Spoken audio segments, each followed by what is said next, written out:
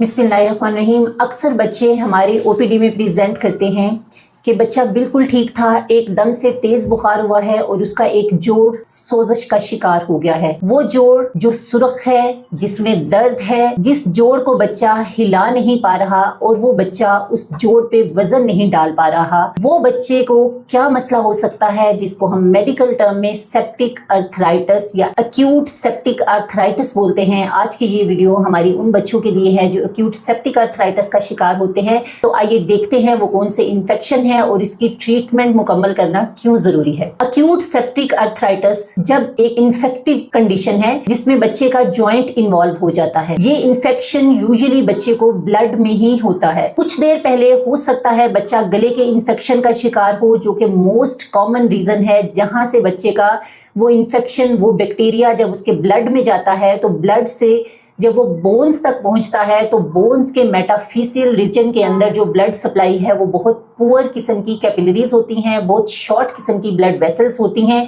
वो blood vessels उस infection को जल्दी क्लियर नहीं कर पाती और उसका वो जो मेटाफिशियल और वो ग्रोइंग पार्ट होता है बोन का, वो उस इन्फेक्शन को कॉन्ट्रैक्ट कर लेता है। जब वहाँ इन्फेक्शन कंटेन्ड होता है तो वो जॉइंट उस इन्फेक्शन का शिकार होके वो सेप्टिक जॉइंट बन जाता है।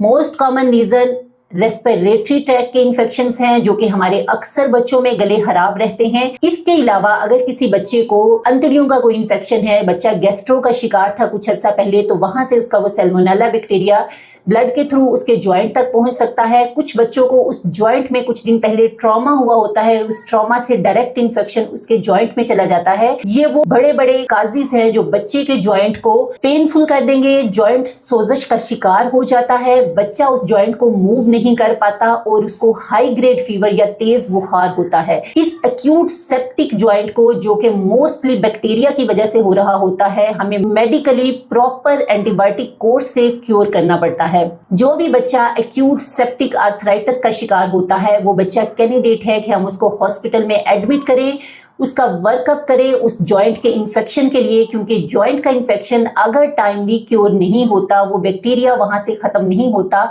तो वो लाइफ लॉन्ग उस जॉइंट के अंदर डिसेबिलिटीज काज कर सकता है। जॉइंट के अंदर ऐसी चेंजेस आ जाती हैं कि बच्चा बाद में उस जॉइंट को प्रॉपर तरीके से इस्तेमाल नहीं कर पाता। तो उसके लिए सिंपल सा वर्कअप, हमने ब्लड के कुछ टेस्ट करके ESR, CRP और WBC काउंट देखते हैं। फिर डॉक्टर उसके अलावा अगर जॉइंट बहुत ज्यादा स्वोलन है, उसमें फ्लूइड आपकी असेसमेंट है, तो हम उससे फ्लूइड लेके एक सिंपल इंजेक्शन के थ्रू उसका कल्चर करा के उस स्पेसिफिक बैक्टीरिया को पकड़ते हैं और उससे स्पेसिफिक एंटीबायोटिक का कोर्स बच्चे को स्टार्ट करते हैं। ऐसे बच्चे को जिसको हाई ग्रेड फीवर है और उसका जॉइंट स्वोलन है और सेप्टिक है, उस बच्चे को IV एंटीबायोटिक देना बहुत जरूरी होता है। ये IV एंटीबायोटिक उस वक्त तक देनी है जब तक बच्चे के जॉइंट की सोजिश कम नहीं होती, बच्चे की तकलीफ कम नहीं होती, बच्चे का बुखार नहीं उतरता और आपने उसका प्रॉपर वर्कअप भी कर लिया है।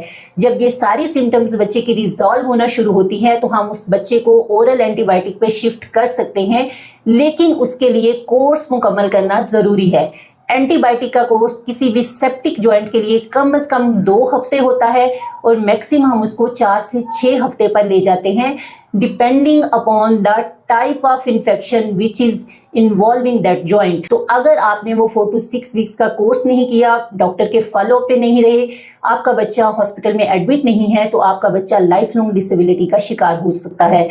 अगर आपको सेप्टिक अर्थराइटिस से रिलेटेड कोई इन्फॉर्मेशन चाहिए हो तो कमेंट बॉक्स में कमेंट करें, आपको उसके मुताबिक गाइड किया जाएगा। Thank you.